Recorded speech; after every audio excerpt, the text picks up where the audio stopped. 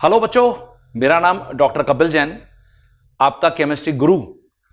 परमाणु संरचना के अगले लेक्चर में आज मैं आपके सामने यहां पर हूं। पिछले लेक्चर में आपने जो हाइड्रोजन स्पेक्ट्रम से संबंधित प्रश्न हैं, कैसे हम उनको अटेंड कर सकते हैं, रिट्ज फॉर्मूला कैसे अप्लाई कर सकते हैं, और अगर हाइड्रोजन स्पेक्ट्रम में जो स्पेक्ट्रम रेखाओं की संख्या है उसको आपको कैलकुलेट करना है तो वो कैसे कैलकुलेट कर सकते हैं, वो आपने जितने भी प्रश्न मैंने आपको सॉल्व करके बताए और आपने भी मेरे साथ साथ सॉल्व किए, आपको समझ में आ गया होगा। तो एक एक प्रश्न सभी ने अपनी कॉपी में लिख लिया है क्या बच्चों? ठीक है, तो आज मैं यहां पर आपको आगे जो बोहर के परमाणु मॉडल के बाद अगला कॉन्सेप्ट है डी ब्रोगली का द्वैत नेचर, द्वैत प्रकृति, उसके बारे में आपको मैं बताऊंगा। देखिए, इसको हम ये भी बोलते हैं de Broglie dual nature of particle.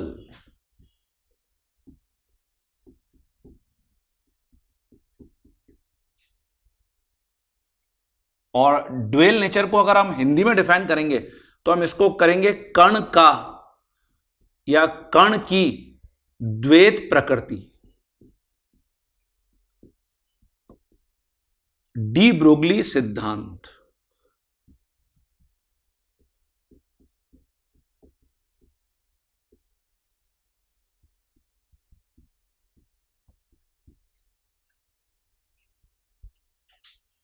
ये जो द्वैत प्रकृति है, इसका क्या मतलब होता है? द्वैत प्रकृति का मतलब है दो प्रकार का बिहेवियर बताना, माने दो प्रकार के नेचर बताना। जैसे आपने जो हिंदू मैथोलॉजी है, मतलब जो हिंदू ग्रंथ है, जैसे महाभारत का नाम आपने जरूर सुना होगा, उसमें भगवान कृष्ण और अर्जुन के बीच में एक बार कन्वर्सेशन चल रहा होता है, मतलब बातचीत चल रही होती है, जिसमें कि भगवान कृष्ण से अर्जुन पूछते हैं कि भगवान आप कौन हैं। तो जो भगवान कृष्ण का आंसर होता है वो क्या होता है? भगवान कृष्ण अर्जुन को बोलते हैं कि बस मैं कण हूं। कण इसका मतलब पार्टिकल, मैं तरंग हूं, तरंग मतलब वेव, मैं भगवान कृष्ण हूं। तो ये जो कॉन्सेप्ट है कि भगवान कृष्ण कण भी हैं, भगवान कृष्ण तरंग भी हैं, इसका मतलब उनकी ड्यूअल नेचर हो गई, द्वैत प्रकृति हो गई। ये जो कॉन्सेप्ट है डी ब्रोगली ने अपने द्वैत प्रकृति वाले कॉन्सेप्ट में चुरा लिया बच्चों। इसको उन्होंने द्वैत प्रकृति बोला। देखिए क्या, ये कॉन्सेप्ट 1924 में डी ब्रोगली ने डिफाइन किया, और उन्होंने डिफाइन किया कि कोई भी ऐसा कण जो बहुत ही कम मास रखता है, जिसका भार बहुत ही कम है, अर्थात नगण्य है, तो उसकी हमेशा द्वैत प्रकृति होती है। डी ब्रोगली के सिद्धांत के अनुसार,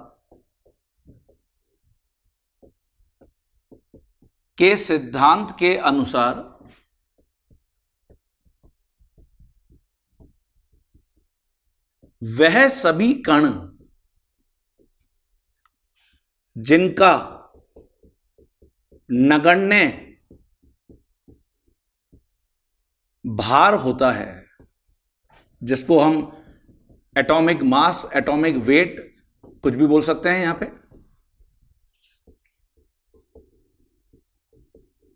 होता है, वो सभी द्वैत प्रकृति रखते हैं। द्वैत प्रकृति अर्थात वो कण तो हैं ही, वो कण तो हैं ही,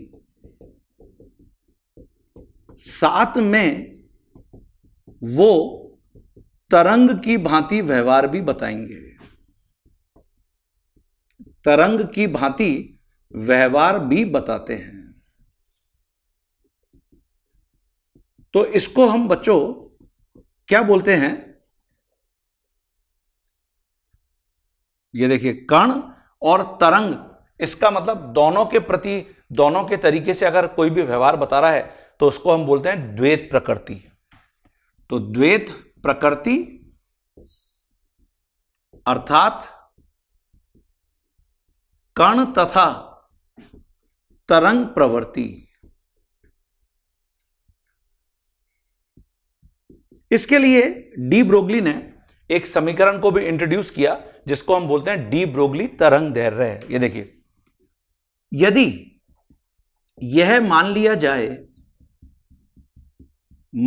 जाए कि इलेक्ट्रॉन, क्योंकि हम पढ़ के आ रहे हैं कि इलेक्ट्रॉन का मास नगण्य होता है, भार नगण्य होता है, इलेक्ट्रॉन कण अर्थात पार्टिकल की भांति व्यवहार बताता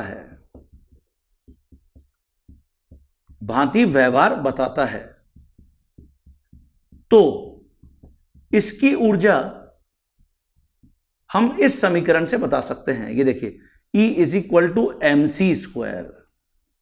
ये आइंस्टीन समीकरण है। ये आइंस्टीन ने ये समीकरण बताया था, ऊर्जा और भार के मध्य संबंध, आइंस्टीन का समीकरण।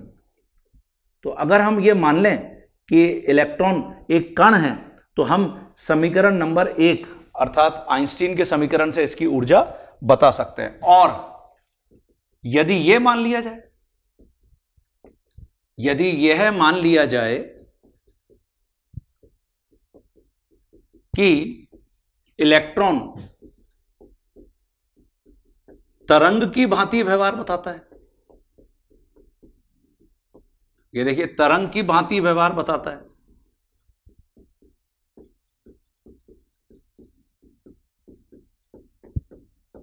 तो फिर हम क्या कर सकते हैं, जो इलेक्ट्रॉन की ऊर्जा है उसको जो प्लांक का क्वांटम सिद्धांत है उससे लिख सकते हैं। इलेक्ट्रॉन की ऊर्जा, ये देखिए, ये E is equal to H nu, ये प्लांक का क्वांटम सिद्धांत, ये भी हम पढ़ के आ चुके हैं।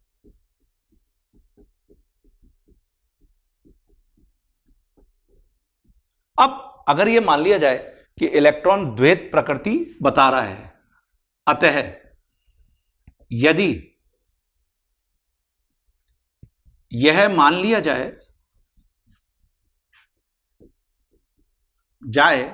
कि इलेक्ट्रॉन द्वैत प्रकृति बता रहा है, द्वैत प्रकृति बताता है, तब हम क्या कर सकते हैं, समीकरण 1 और समीकरण 2 दोनों को बराबर कर सकते हैं, क्योंकि दोनों ऊर्जाओं के मान हैं, इलेक्ट्रॉन को कण और तरंग की भांति मानते हुए। तो समीकरण 1 अर्थात mc², समीकरण 2 अर्थात h न्यू। तो यहां से हम क्या कर सकते हैं, जो जैसे देखिए न्यू को मैं क्या लिख सकता हूं, c/λ, ये हम पढ़ के आ चुके हैं। तो यहां से लैम्डा का मान क्या हो जाएगा, ये हो जाएगा c से, तो c² कैंसिल हो जाएगा, h/mc, ये देखिए ये हो जाएगा बच्चों। और जो h/mc है मैं उसको h/mv लिख सकता हूं। क्यों, c तो प्रकाश का वेग है, प्रकाश की चाल है, लेकिन सभी कण जरूरी नहीं है प्रकाश की चाल के बराबर चाल से ही हमेशा क्या करते हैं, आंसर ट्रेवल करते हैं, ऐसा जरूरी नहीं है। तो यदि यह मान लिया जाए कि जो c है वो v के बराबर है, अर्थात कण की चाल, तो देखिए ये हमारे पास समीकरण आ गया जिसको हम कहते हैं डी ब्रोगली का समीकरण, डी ब्रोगली का समीकरण या डी ब्रोगली की तरंग दैर्ध्य। और इस समीकरण से बहुत आसानी से समझ में आ रहा है कि लैम्डा का मान तभी उच्च होगा जब भार कम होगा। क्यों, क्योंकि लैम्डा और m दोनों एक दूसरे के क्या हैं, व्युत्क्रमानुपाती है ना। तो यहां समीकरण 3 से हम यह कह सकते हैं कि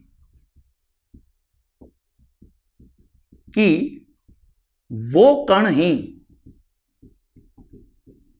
तरंग के रूप में व्यवहार दर्शाएंगे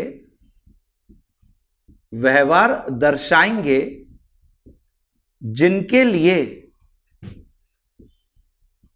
जिनके लिए m का मान नगण्य होगा। ये देखिए, अर्थात जब n नगण्य होगा तभी लैम्डा लंबी होगी, मतलब लंबी तरंग दैर्ध्य होगी, उच्चतम तरंग दैर्ध्य होगी। m नगण्य तभी लैम्डा अधिकतम होगी, अधिकतम तरंग दैर्ध्य।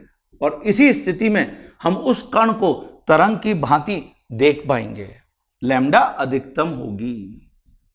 अधिकतम तरंग दैर्ध्य का क्या मतलब होता है, ये अपन जैसे पढ़ के आए हैं, ये देखिए, ये अधिकतम तरंग दैर्ध्य है, ये अधिकतम तरंग दैर्ध्य है ना। लैम्डा ये इन दोनों क्रस्ट या इन दोनों ट्रफ के मध्य की दूरी है, तो ये अधिकतम तरंग दैर्ध्य है। जबकि अगर इसकी जगह तरंग दैर्ध्य ऐसी है, ये देखिए, ये ऐसे, तो क्या हम इसको तरंग दैर्ध्य को मेजर कर पाएंगे? नहीं, ये न्यूनतम तरंग दैर्ध्य है। और न्यूनतम तरंग दैर्ध्य कब होगी? आंसर है जब m का मान बहुत बढ़ जाएगा, जैसे हमारे और आपके केस में। क्यों? हमारा जो भार है वो नगण्य थोड़ी है। आप भी 50-60 किलो के हैं, मैं भी 70-80 किलो का हूं, तो इसका मतलब हमारा भार नगण्य नहीं है। तो हम ऐसे कणों की बात कर रहे हैं जिनका भार नगण्य है। हम उनको हमेशा किसकी भांति देख सकते हैं? तरंग के रूप में भी देख सकते हैं। और ये बात समझ में भी आ रही है, जैसे इलेक्ट्रॉन, इसका मास नगण्य है, और हमारे और आपकी तुलना में जो अणु होते हैं, कार्बन डाइऑक्साइड, सल्फर डाइऑक्साइड, जो इस एटमॉस्फेयर में ट्रेवल कर रहे हैं, पॉल्यूशन, जो प्रदूषण है उसके अंदर जो सहयोग कर रहे हैं, तो वो सब एक्चुअली क्या है, इस कॉन्सेप्ट को फॉलो कर सकते हैं। क्यों?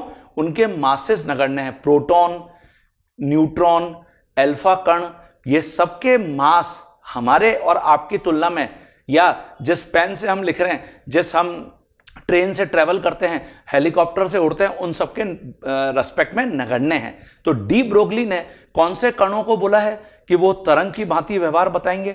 आंसर है वो सभी कण जिनके मास m नगण्य हैं। तो ये सभी को क्लियर हो गया क्या बच्चों?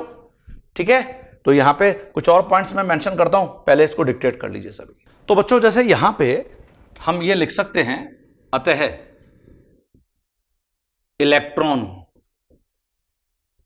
इलेक्ट्रॉन जिसका हम भार लिख के आए हैं 9.1 इंटू 10 की पावर -31 किलोग्राम।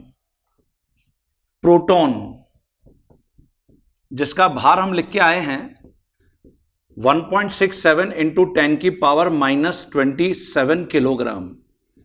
न्यूट्रॉन, इसका भी भार हम लिख के आए हैं 1.67 इंटू 10 की पावर -27 किलोग्राम। अथवा अल्फा कण जिसका हम भार लिख के आए हैं, अल्फा कण द्विधनावेशित हीलियम आयन को बोला है। तो हीलियम मतलब 4 यूनिट, मतलब 4 इंटू 1.67 इंटू 10 की पावर -27 किलोग्राम। अथवा कोई भी अणु, कोई भी अणु जैसे CO2, SO2, CO इत्यादि के ऊपर डी ब्रोगली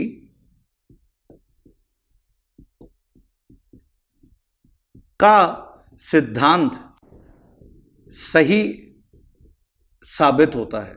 ये देखिए, तो ये इक्वेशन आपको याद रखनी चाहिए। अच्छा, क्योंकि हम जानते हैं कि जो कोई भी कण होता है उसकी जो गतिज ऊर्जा होती है, ये देखिए, क्योंकि किसी भी कण की गतिज ऊर्जा क्या होती है? ये होती है kinetic energy is equal to half mv²। ये देखिए, तो यहां से आप जो v² का मान है वो क्या लिखोगे? 2 काइनेटिक एनर्जी बटा m। और यहां से तुम v का मान कितना लिखोगे? √2 काइनेटिक एनर्जी बटा m। ये लिखोगे बच्चों। इसको आप क्या कर दो? समीकरण नंबर 3 में रख दो, तो आपको तरंग दैर्ध्य और गतिज ऊर्जा के मध्य संबंध मिल जाएगा। यह भी आपसे डायरेक्ट पूछा जा सकता है बच्चों। तो मैं यहां पे लिखता हूं, सबसे पहले ये लिख लीजिए अपनी कॉपी में। देखिए बच्चों, समीकरण 4 को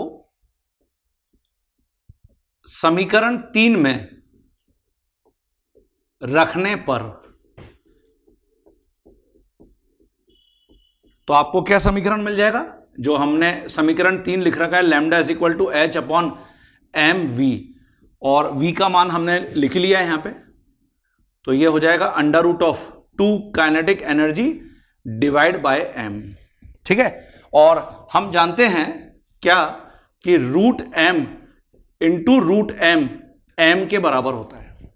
तो इसका मतलब ये जो रूट एम है, ये एम से जब कैंसिल होगा तो रूट एम टाइम्स कैंसिल होगा। इसका मतलब हमारे पास ये समीकरण आ जाएगा, lambda is equal to H upon under root of 2m into kinetic energy. ये देखिए बच्चों, ओके, तो ये जो तरंग दैर्घ्य है और काइनेटिक एनर्जी है, गतिज ऊर्जा, किसी भी कण की जो गतिज ऊर्जा है उसके मध्य में समीकरण है, ये आपसे पूछा जा सकता है। अच्छा, ये जो काइनेटिक एनर्जी है, जैसे मैं मान लेता हूं, जैसे माना कि एक इलेक्ट्रॉन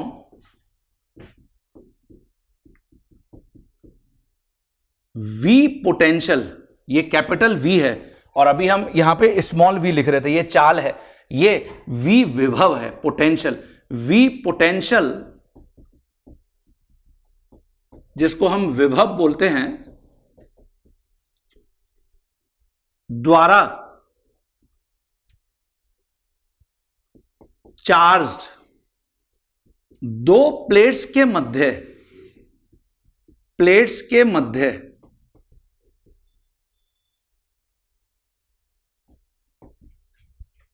गतिज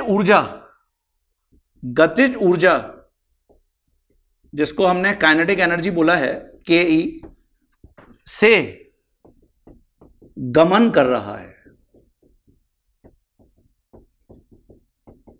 तब इस इलेक्ट्रॉन की जो गतिज ऊर्जा होगी, कि गतिज ऊर्जा, ये देखिए, इसको हम परिभाषित करते हैं, ये होगी E इंटू वी।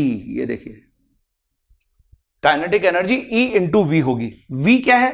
अभी आपको मैंने बताया, विभव, पोटेंशियल, दो प्लेट्स के मध्य। ये देखिए, दो प्लेट्स ऐसी हैं बच्चों, ये प्लेट 1 मान लेते हैं, ये प्लेट 2 मान लेते हैं, और दोनों के मध्य V विभव हमने डेवलप कर रखा है, V विभव, ये V विभव, और इलेक्ट्रॉन एक प्लेट से दूसरे प्लेट के मध्य गमन कर रहा है, मूव कर रहा है, जिसकी गतिज ऊर्जा के है। ये देखिए, समझ में आ गया सभी को? ये दो प्लेट्स हैं, ये देखिए। तो फिर इसकी जो गतिज ऊर्जा होगी उसको कैसे लिखा जाएगा? तो देखिए, गतिज ऊर्जा को हमने लिखा है E इंटू वी। E क्या है? यहां E इलेक्ट्रॉन पर आवेश है, इलेक्ट्रॉन पर आवेश, और V तो विभव है जो हमने लिखा। तो अतः मैं काइनेटिक एनर्जी की जगह अगर यहां पे E इंटू वी रख दूं, अतः समीकरण 5 से, तो समीकरण 5 से जो लैम्डा का मान हो जाएगा वो हो जाएगा H upon under root of 2m, और काइनेटिक एनर्जी हो गया E इंटू वी। ये देखिए बच्चों, अब हमको H पता है क्या? इसको हम बोलते हैं प्लैंक स्थिरांक, 6.63 इंटू 10 की पावर -34 जूल सेकेंड, और ऐसे ही मुझे M पता है इलेक्ट्रॉन का, 9.1 इंटू 10 की पावर -31 किलोग्राम, और ऐसे ही E का मान पता है इलेक्ट्रॉन पर आवेश 1.6 इंटू 10 की पावर -19 कूलम। ये देखिए बच्चों, तो हम जब इसको सॉल्व करते हैं, हमको पूरा का पूरा जो रिजल्ट मिलता है वो लगभग इतना मिलता है। ये देखिए, 150 डिवाइड बाय V का स्क्वायर रूट, ये देखिए एंगस्ट्रॉम में, और ये जो 150 का स्क्वायर रूट है, अगर हम इसको सॉल्व करते हैं तो लगभग ये 12.2 वैल्यू आती है। तो ये समीकरण ऐसे लिखा जा सकता है, 12.2 बटे square root of capital V angstrom. ये देखिए, ये समीकरण भी आपसे पूछा जा सकता है बच्चों, ये समीकरण भी आपसे पूछा जा सकता है। तो हमने यहां पे डी ब्रोगली का जो तरंग दैर्ध्य है वो समझ लिया कि lambda is equal to H upon M V होता है, और लैम्डा को अगर गतिज ऊर्जा से हमको संबंधित करना है तो हमारे पास ये संबंध है H upon under root of 2m kinetic energy. और काइनेटिक एनर्जी को हम E इंटू वी क्यों लिखते हैं? जो गतिज ऊर्जा है इलेक्ट्रॉन की, जब वो दो प्लेट के बीच में गमन कर रहा है तो उसके ऊपर आवेश E है और दोनों प्लेट के मध्य V विभव है, तो उसकी गतिज ऊर्जा E इंटू वी के बराबर हो जाती है। तो गतिज ऊर्जा E इंटू वी, तो हमने काइनेटिक एनर्जी की जगह यहां पे EV रख दिया और इसको फिर हमने सॉल्व किया सारे स्थिरांक का मान रखकर। ये देखिए, तो इससे हमको ये रिजल्ट मिल गया जो हम हमेशा फॉलो करेंगे। समझ गए बच्चे? यहां पे एक पॉइंट और मैं आपको बताना चाहूंगा, ये हमारा डी ब्रोगली का कॉन्सेप्ट है, तो इससे संबंधित फिर हम प्रॉब्लम्स को भी अटेंड करेंगे। तो पहले तो ये लिख लीजिए अपनी कॉपी में। देखिए बच्चों, जैसे यहां पे एक कॉन्सेप्ट जिसके ऊपर आधारित प्रॉब्लम भी पूछी जाती हैं, वो भी मैं आपको जरूर बताना चाहूंगा डी ब्रोगली के कॉन्सेप्ट में। जो हमने बोहर के कॉन्सेप्ट में क्वांटाइजेशन कॉन्सेप्ट, क्वांटीकरण का सिद्धांत पढ़ा था। क्या? इलेक्ट्रॉन का जो एंगुलर मोमेंटम होता है ना, कोणीय संवेग MVR, वो NH अपॉन 2π के बराबर होता है। और हमने ये पढ़ा था कि N हमेशा होल नंबर होता है, MVR NH अपॉन 2π के बराबर होता है। अगर मैं ये मान लूं कि इलेक्ट्रॉन बोहर के जो कोश हैं उसमें कण की जगह तरंग की भांति घूम रहा है, ये देखिए, ये मैंने माना कि नाभिक है, ये R दूरी है और ये गोलाकार कोश है, ये वाला, ठीक है। बट इस समय हम ये मान रहे हैं कि यहां जो इलेक्ट्रॉन है R दूरी पर वो क्या कर रहा है, गोलाकार कोश में तरंग की भांति घूम रहा है। तो ये हो गया डी ब्रोगली का सिद्धांत, क्या कि कण के साथ साथ इलेक्ट्रॉन तरंग भी है।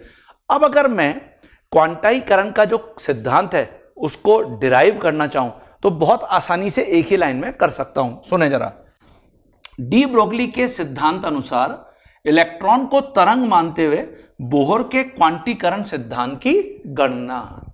इसके लिए हमने क्या माना है, इलेक्ट्रॉन कोश में, जिसको हम सर्कुलर पाथ भी बोलते हैं, नाभिक से R दूरी पर तरंग के रूप में चक्कर लगा रहा है। ये देखिए, ये मान लेते हैं इलेक्ट्रॉन ऐसे चक्कर लगा रहा है तरंग की भांति। ये देखिए तरंग है, ये अप्स एंड डाउन मूवमेंट। ये देखिए, ये देखिए बच्चों, समझ में आया सभी को? अब ये जो हमने तरंग का रूप लिख दिया इलेक्ट्रॉन के लिए, ये इलेक्ट्रॉन है ये, तो देखिए ये तो पहली तरंग है, यहां पे पूरी हो गई है, क्रस्ट और ट्रफ का संयोग मतलब एडिशन। ये दूसरी तरंग है, ये यहां कंप्लीट हो गई। ये तीसरी तरंग है, यहां कंप्लीट हो गई। ये चौथी तरंग है, यहां कंप्लीट हो गई। लेकिन जो पांचवी तरंग है वो सिर्फ क्रस्ट ही बन पाया, ट्रफ तो बन ही नहीं पाया। तो जो तरंगों की संख्या है, यहां तरंगों की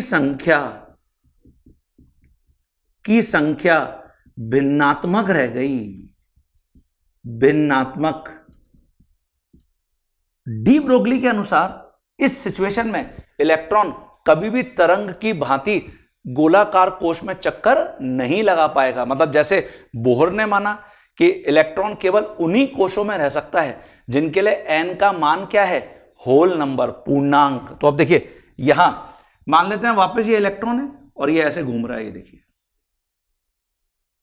ये देखिए बच्चों। तो इस सिचुएशन में ये पहला तरंग, ये सेकंड तरंग, ये तीसरी तरंग और ये चौथी तरंग। ये देखिए, पहली तरंग का क्रस्ट और अंतिम जो चौथी तरंग है उसका ट्रफ मिल गया।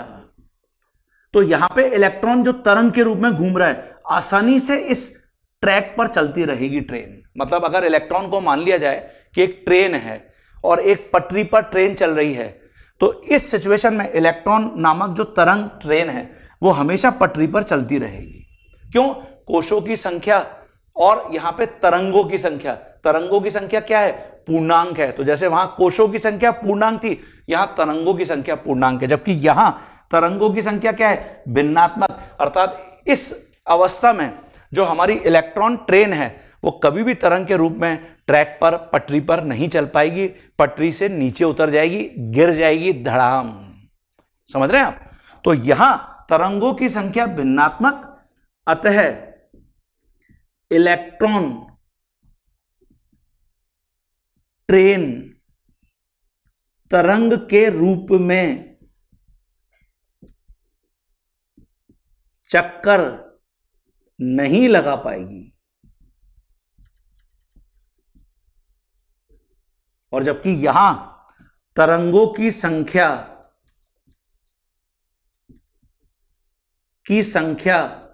पूर्णांक है, और इसलिए इलेक्ट्रॉन ट्रेन तरंग के रूप में आसानी से चक्कर लगा पाएगी।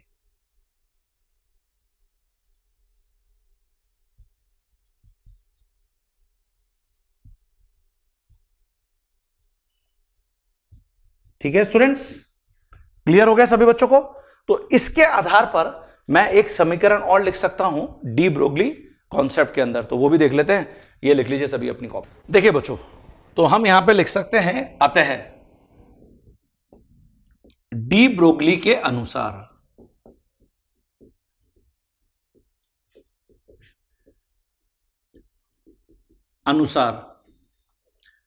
इलेक्ट्रॉन केवल तभी तरंग के रूप में गोलाकार कोश में चक्कर लगा पाएगा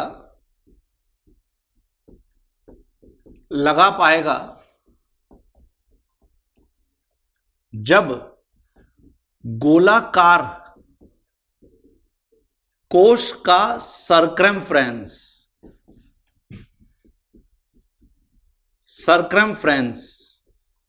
जिसको हम परिधि बोलते हैं, सरकमफ्रेंस, और ये जो सर्कल होता है उसका सरकमफ्रेंस होता है 2 पाई r। ये देखिए, अर्थात 2 पाई r सरकमफ्रेंस, गोलाकार कोश का सरकमफ्रेंस n लैम्डा के बराबर होगा। ये देखिए, n लैम्डा का क्या मतलब है, अर्थात जो 2 पाई r का मान है वो यहां पे n लैम्डा के बराबर होना चाहिए। n यहां पर क्या है, देखिए n तरंगों की संख्या है, तो डी ब्रोगली सिद्धांत में n तरंगों की संख्या है, ये डी ब्रोगली सिद्धांत है। और जब हम बोहर का सिद्धांत पढ़ रहे थे तो ये कोशों की संख्या है। ये देखिए, ये बोहर का मॉडल है, ये बोहर का मॉडल। ओके बच्चों, और इसका मान हमेशा पूर्णांक होना चाहिए। ये देखिए, अर्थात 1, 2, 3 इत्यादि इत्यादि भिन्नात्मक नहीं हो सकता, ये फ्रैक्शनल वैल्यू नहीं हो सकती। अर्थात यहां पे हम लिख सकते हैं कि 2 पाई r 1 लैम्डा हो सकता है, मतलब एक वेव हो सकती है, या 2 वेव हो सकती है 2 लैम्डा, या 3 लैम्डा 3 वेव हो सकती है, 4 वेव हो सकती है। ये हमेशा ट्रू है, ये देखिए, लेकिन ये नहीं हो सकता 2 पाई r ये 1.5 लैम्डा के बराबर नहीं हो सकता। ये गलत है डी ब्रोगली के अनुसार, ये गलत है। क्यों गलत है? क्योंकि n का मान यहां पे क्या आ रहा है, भिन्नात्मक आ रहा है ना, गलत है डी ब्रोगली के अनुसार।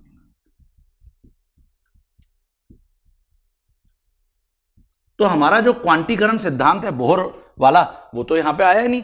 देखिए अब आएगा ना, इसको अगर मैं समीकरण नंबर यहां पर 1 बोल देता हूं, तथा हम ये समीकरण पहले ही पढ़ के आए, lambda is equal to H upon M V, ये पढ़ के आए हम। ठीक है, मैं ये जो लैम्डा है इसको यहां समीकरण 1 में रख देता हूं, मतलब 2 pi r is equal to N into H upon M V हो गया, अथवा यहां पे MVR ये NH/2π हो गया। ये देखिए बच्चों, यही तो पढ़ा था अपन ने।